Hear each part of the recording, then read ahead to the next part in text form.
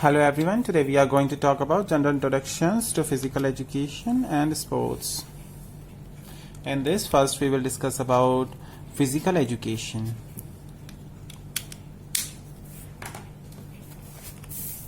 In this we have study material in Hindi.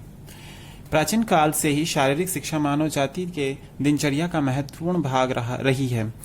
नृत्य, घुड़सवारी, रथ दौड़, शिकार करना, तीरंदाजी, तलवारबाजी, सूर्य नमस्कार एवं प्राणायाम आदि द्वारा स्वयं को शारीरिक रूप से स्वस्थ व दक्ष रखने के साथ साथ मानसिक रूप से भी दृढ़ रखते थे। शारीरिक रूप से क्रियाशील रहना मनुष्य के जीवित रहने की नैसर्गिक आवश्यकता थी। जैसे जैसे मानव ने सांस्कृतिक, भावनात्मक और सामाजिक रूप से विकास किया, उसी तरह शारीरिक क्रियाशीलता भी बढ़ती गई। आधुनिक युग को तंत्र युग कहा जाता है। आजकल प्रत्येक कार्य को मशीन द्वारा किया जाने लगा है। व्यक्ति को बहुत ही कम शारीरिक शक्ति के प्रयोग की जरूरत पड़ती है। मशीनी युग ने मनुष्य की मांसपेशियों को निढाल बना दिया है। ऐसी स्थिति में शारीरिक शिक्षा की अत्यंत आवश्यकता है। शहरों में रहने वाले युवकों को ग्रामीण युवकों की तरह अपने दैनिक जीवन में अभिभावकों के कामों में हाथ बटाने की आवश्यकता नहीं पड़ती। शहरों में अधिक पैदल नहीं चलना पड़ता क्योंकि शहरों में साधनों की कमी नहीं है। खेलकूद तथा अन्य शारीरिक क्रियाओं में भाग न लेकर रेडियो, टेलीविजन, सिनेमा आदि से अपना मनोरंजन कर लेते हैं। ऐसी स्थिति में शहरी युवाओं का शारीरिक शिक्षा की बहुत आवश्यकता है। सुडौल एवं स्वस्थ युवक राष्ट्र की संपत्ति ही नहीं है, बल्कि उनकी आवश्यकता भी सदैव रही है। हमारे देश के नवयुवक भविष्य के हर क्षेत्र में आगे बढ़े, इसके लिए शारीरिक शिक्षा को माध्यम के रूप में अपनाना उचित होगा। इस दिशा में हमें बच्चों के पूर्ण विकास के लिए शुरू से ही योजनाबद्ध खेलों के कार्यक्रम चलाने की आवश्यकता है। शारीरिक शिक्षा का अर्थ।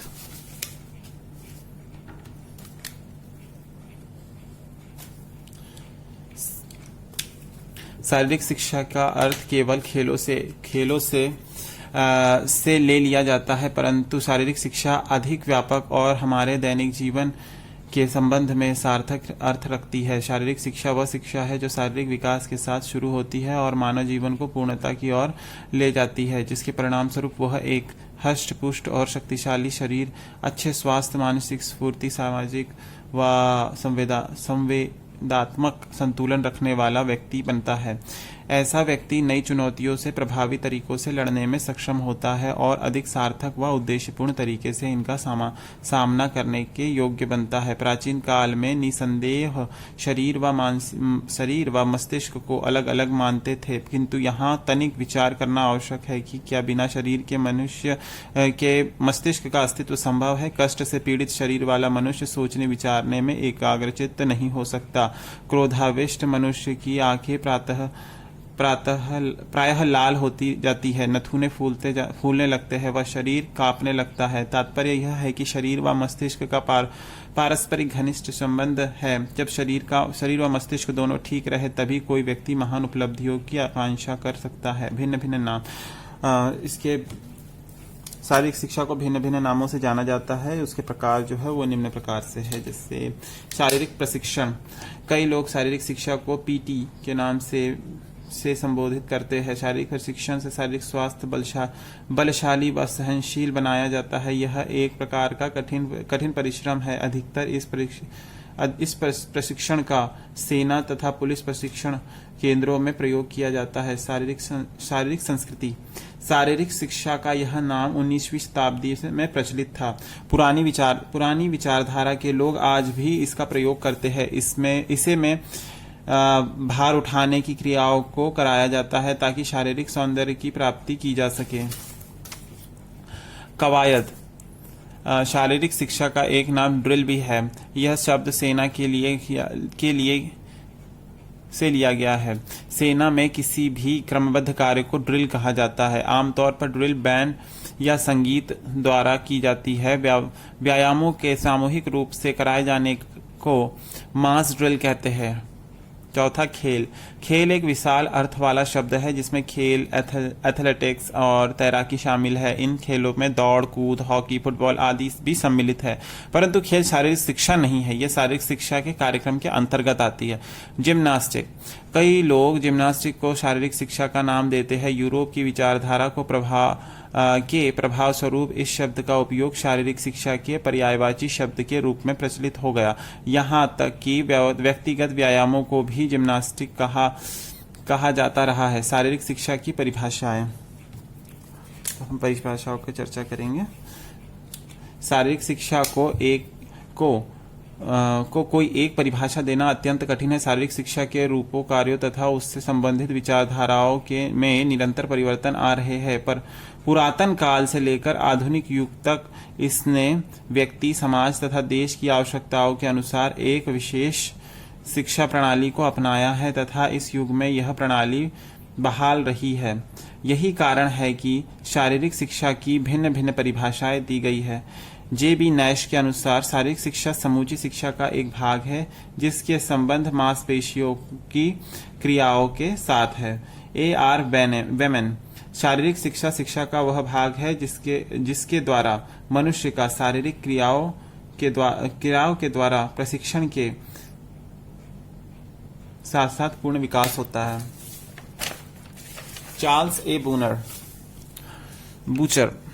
बूचर, शारीरिक शिक्षा समस्त शिक्षा प्रक्रिया का एक अभिन्न अंग, उद्यमशीलता का एक क्षेत्र है जो चुनी हुई शारीरिक गतिविधियों के माध्यम से मनुष्य के निष्पादन क्षमता का परिणाम है। एडवर्ड हिचकॉक, शारीरिक शिक्षा से आशय छात्र की शक्ति व योग्यता के संचरण से है जो उसके शरीर को चुस्त और सुचारू रूप से रखने एवं उसकी बौद्धिक व संवेगात्मक जीवन को महान सामर्थ्य देने में सक्षम होती है। Edward F. वॉल्टमर व आर्थर ए. डिस्टिंगर, शारीरिक शिक्षा वह प्रक्रिया है जिसके द्वारा व्यक्ति में परिवर्तन उसके क्रियाशील अनुभवों के माध्यम से आते हैं।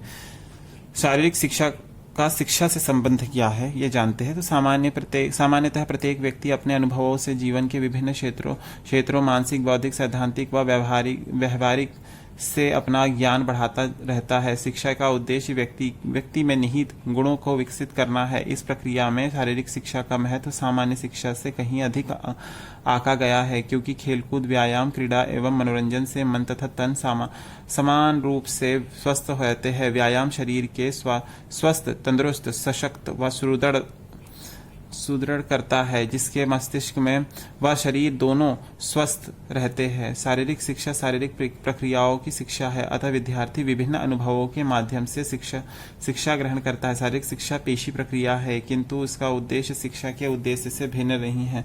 शारीरिक शिक्षा के साथ साथ उसका मानसिक तथा सामाजिक विकास होता है। प्लेटो का यह विचार की संगीत तथा जिम्नास्टिक को यदि हम एक साथ आत्मिक विकास का माध्यम बनाए तो परिणाम आश्चर्यजनक होंगे। इसी तरह शारीरिक शिक्षा को विकास का माध्यम बनाए तो अभूतपूर्व परिणाम प्राप्त होंगे। शारीरिक शिक्षा का ध्येय साधारण शिक्षा के लक्ष्य से भिन्न नहीं है। दीर्घपेशी प्रक्रिया के माध्यम बनाकर इन लक्ष्यों की प्राप्ति के लिए शारीरिक शिक्षा अध्यापक सदा प्रयासरत रहता है, जबकि साधारण विषय शिक्षक के लिए ज्ञान चर्चा ही विद्यार्थी शिक्षा का मुख्य माध्यम होता है। शारीरिक शिक्षा का लक्ष्य, अब हम शारीरिक शिक्षा के लक्ष्यों के बारे में चर्चा करेंगे। J.F. विलियम्स के अनुसार शारीरिक शिक्षा का लक्ष्य व्यक्ति एवं व्यक्ति दलों के लिए उन परिस्थितियों के कुशल नेतृत्व, प्रचुर सुविधाएं तथा समय का प्रावधान करना है जो भौतिक दृष्टि से स्वस्थ, मानसिक रूप से सजग तथा सामाजिक दृष्टि से सशक्त हो। चार्ल्स ए. बूचर ने लक्ष्यों को 4 शीर्षकों में बांटा है। शारीरिक विकास लक्ष्य, गतिविधि व प्रेरक कार्यक्षमता विकास लक्ष्य, गतिविधि व मानसिक विकास लक्ष्य, सामाजिक विकास लक्ष्य।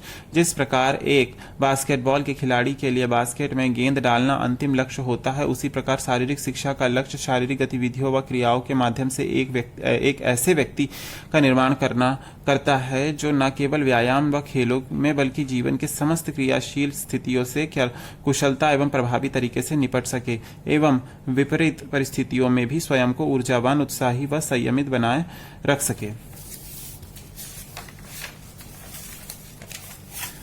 अब हम उद्देश्यों के बारे में चर्चा करेंगे। बास्केटबॉल में गेंद को बास्केट में डालने के लक्ष्य की पूर्ति के लिए जो तकनीक एवं प्रक्रिया अपनाई जाती है वह इसके उद्देश्य कहलाएंगे। जैसे गेंद को किसी तरह पकड़ा जाएगा, हाथों की स्थिति कैसे होगी, पैरों की स्थिति कैसे होगी, नजरें बास्केटबॉल पर होगी एवं एक निश्चित कोण पर गेंद को छोड़ा जाएगा। ये समस्त उद्देश्य लक्ष्य की प्राप्ति में सहायक होते हैं। J.R. शेरमैन के अनुसार शारीरिक शिक्षा का उद्देश्य व्यक्ति के अनुभवों को उस सीमा तक प्रमाणित करना है जहां तक व्यक्ति की परिमित हो, जो उसे समाज में सफलतापूर्वक समायोजन में मदद दे, ताकि वह अपनी इच्छाओं में वृद्धि और सुधार लाकर उन इच्छाओं की पूर्ति करने के लिए योग्यता विकसित कर सके। उद्देश्य शिक्षा के क्षेत्र में मार्गदर्शन आवश्यक है। यह मार्गदर्शन केवल उद्देश्य ही कर सकते हैं। ये किसी भी मापदंड से जांचे जा सकते हैं। व्यक्ति अथवा संस्था को किसी विशेष दिशा की ओर ले जाने के लिए पथ प्रदर्शन का कार्य करते हैं। निसंदेह इसकी प्राप्ति सामान्य सिद्धांतों द्वारा ही होती है। इन्हीं के बल पर विद्यार्थियों के आचरण में कई प्रकार के परिवर्तन तथा समायोजन संभव होते हैं, ताकि लक्ष्य की ओर अग्रसर हुआ जा सके। शारीरिक शिक्षा का एक अभिन्न अंग है जिसका अपना लक्ष्य है। J.F. विलियम्स के अनुसार शारीरिक शिक्षा का लक्ष्य व्यक्ति तथा व्यक्ति दलों के लिए उन परिस्थितियों में कुशल नेतृत्व, प्रचुर सुविधाएं तथा समय का प्रावधान करना है जो भौतिक दृष्टि से स्वस्थ, मानसिक रूप से सजग तथा सामाजिक दृष्टि से सशक्त हो। इस परिभाषा व ध्यानपूर्वक विचार करने से 4 संकल्प सामने आते हैं। कुशल नेतृत्व, अधिक सुविधा, प्रत्येक व्यक्ति तथा समूह के लिए खेलों में भाग लेने की संभावना, शारीरिक रूप से पूर्ण, मानसिक रूप से साहसिक तथा सामाजिक रूप से सशक्त परिस्थितियां। व्यक्ति तथा व्यक्ति दलों का विकास शारीरिक शिक्षा का अंतिम ध्येय है। कुशल नायक, प्रचुर सुविधाएं तथा समय ध्येय तक पहुंचने के साधन है तथा खेल, परिस्थिति एवं व्यायाम प्रक्रियाएं शारीरिक शिक्षा की कर्मभूमि है। जहां लक्ष्य शारीरिक शिक्षा की दिशा निर्धारित करता है, वहां उद्देश्य शारीरिक शिक्षा की उचित व्याख्या करते हैं और शिक्षा शास्त्रियों तथा बुद्धिजीवियों के मन में शारीरिक शिक्षा के विषय में पड़ी भ्रांतियों का निवारण करते हैं। ये शिक्षा और शारीरिक शिक्षा में पारस्परिक संबंध को भी निर्धारित करते हैं। शारीरिक, मानसिक और सामाजिक रूप से भी इनके उद्देश्य हम जानते हैं। महत्व की हम बात करेंगे इसमें, तो शारीरिक शिक्षा के महत्व पर बल देते हुए रूसो ने कहा है, यदि यह शरीर का ठोस गठन ही है जो मन का सही और निश्चित संचालन करता है। आधुनिक जीवन में यंत्रवत जीवन और कंप्यूटरीकरण ने एक नए प्रकार का मानव को पैदा किया है, जो मस्तिष्क का तो प्रचुर मात्रा में उपयोग करता है, लेकिन शरीर का लेश मात्र भी नहीं। शरीर जीवन शैली में कई तनावों को पैदा किया है और ये मानवता के लिए विनाशकारी साबित हो रहे हैं। इस उपलब्ध परिस्थिति में शारीरिक शिक्षा का महत्व और बढ़ गया है, जिसका सार इस प्रकार है: सर्वांगीण विकास, सामाजिक समायोजन, चारित्रिक विकास, शारीरिक दक्षता, तंत्रिका पेशीय समन्वय का विकास, नेतृत्व क्षमता का विकास, लोकतांत्रिक मूल्य, खेल भावना का विकास, खाली समय का उचित प्रयोग, रचनात्मक सृजनात्मकता का विकास, आदर्श नागरिक का निर्माण, आर्थिक उपादेयता, राष्ट्रीय एकता, अंतर्राष्ट्रीय मेल मिलाप। अब हम दूसरे भाग की बात करेंगे, जिसमें हम खेल की चर्चा करेंगे। स्पोर्ट्स खेल कई नियमों तथा रिवाजों द्वारा संचालित होने वाली एक प्रतियोगी गतिविधि है। खेल सामान्य अर्थ में उन गतिविधियों को कहा जाता है जहां प्रतियोगी की शारीरिक क्षमता खेल के परिणाम, हार या जीत का एकमात्र अथवा प्राथमिक निर्धारक होती है। लेकिन यह शब्द दिमागी खेल और मशीनी खेल जैसी गतिविधियों के लिए भी प्रयोग किया जाता है, जिसमें मानसिक तीक्ष्णता एवं उपकरण संबंधी गुणवत्ता बड़े तत्व होते हैं। सामान्यतः खेल को एक संगठित, प्रतिस्पर्धात्मक और प्रशिक्षित शारीरिक गतिविधि के रूप में परिभाषित किया गया है, जिसमें प्रतिबद्धता तथा निष्पक्षता होती है। कुछ देखे जाने वाले खेल इस तरह के गेम से अलग होते हैं, क्योंकि खेल में उच्च संगठनात्मक स्तर तथा लाभ शामिल होता है। उच्चतम स्तर पर अधिकतर खेलों का सही विवरण रखा जाता है और साथ ही उनका अद्यतन भी किया जाता है, जबकि खेल खबरों में विफलताओं और उपलब्धियों की व्यापक रूप से घोषणा की जाती है। जिन खेलों का निर्णय निजी पसंद के आधार पर किया जाता है वे सौंदर्य प्रतियोगिताओं और शरीर सौष्ठव कार्यक्रमों जैसे अन्य निर्णय मूलक गतिविधियों से अलग होते हैं। खेल की गतिविधियों के प्रदर्शन का प्राथमिक केंद्र मूल्यांकन होता है, ना कि प्रतियोगी की शारीरिक विशेषता। खेल अक्सर केवल मनोरंजन या इसके पीछे आम तथ्य को उजागर करता है कि लोगों को शारीरिक रूप से स्वस्थ रहने के लिए व्यायाम करने की आवश्यकता है। हालांकि वे हमेशा सफल नहीं होते हैं। खेल प्रतियोगिताओं से खेल भावना का प्रदर्शन करने और विरोधियों एवं अधिकारियों को सम्मान देने व हराने पर विजेता को बधाई देने जैसे व्यवहार के मापदंड के पालन की उम्मीद की जाती है। राजस्थान के खेल गिल्ली डंडा और हाथोलिया चार्ली नार्लो लुक मिचली प्रसिद्ध खेल रहे हैं। इनसे शरीर को बहुत फायदा होता था। वह रात को सारी बस्ती की लड़कियों और लड़कों को साथ लेकर खेलने में मजा का ही कुछ और होता था। इसकी व्युत्पत्ति क्या है खेल का? खेल शब्द पुराने फ्रेंच शब्द दे स्पोर्ट्स से उत्पत्ति हुई है, जिसका अर्थ है अवकाश है। इसके इतिहास के बारे में यदि हम जानना चाहें तो ये सबसे पहले चीन 4000 ईसा पूर्व में एक जिम्नास्ट जो एक तरीके का खेल है वो चीन में इसके जानकारी प्राप्त होती है चीन से। और मिस्र में जैसे भाला फेंक, ऊंची कूद और कुश्ती जैसे खेलों का भी जिक्र हमें मिस्र के इतिहास में मिलता है। फारस में जैसे फारस जो है वहाँ पे पोलो नाम के एक खेल का जिक्र मिलता है। वहीं यूनान में भी हमें कई सारे खेलों के बारे में जानकारी यहाँ पे हमें मिलती है इतिहास में। धन्यवाद।